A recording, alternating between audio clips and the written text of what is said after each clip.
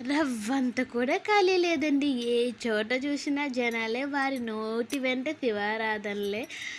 So, ఇప్పుడు మీరు చూస్తున్న ఈ ప్లేస్ వచ్చి పట్టిసీమ. సో, మా హస్బెండ్ వెళ్ళారన్నమాట.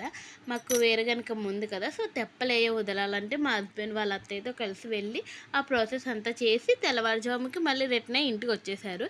ఈ టైంలో మేము కూడా స్నానాలు అవన్నీ చేసేసి దేవుడికి పూజ చేసుకుని, సో, ఇంటి దగ్గర పూజ కంప్లీట్ చేసుకుని అప్పటి నుంచి చుట్టుపక్కల ఉన్న శివాలయాలన్నిటికి వెళ్ళి దర్శనం చేసుకున్నాము. ఇన్ని శివాలయాలు తిరగాలంటే అవసరం లేదండి. ఎక్కడున్న దేవుడు దేవుడే. మనస్ఫూర్తిగా ఎక్కడన్నా దండం పెట్టుకోవచ్చు. కాకపోతే శివుడు ఒక్కొక్క ప్లేస్లో ఒక్కొక్క పేరుతో పిలుస్తారు కదా! సో, దానికి ఒక్కొక్క స్పెషాలిటీ ఉంటుంది కాబట్టి మేము అన్ని శివాలయాలు దర్శించుకుని ఫైనల్లీ అయితే బండార్లంక వెళ్ళాము. సో, అక్కడి నుంచి ఇంకా వేరే చోట్లకు కూడా వెళ్ళాము. అవి నెక్స్ట్ వీడియోలో అప్లోడ్ చేస్తాను.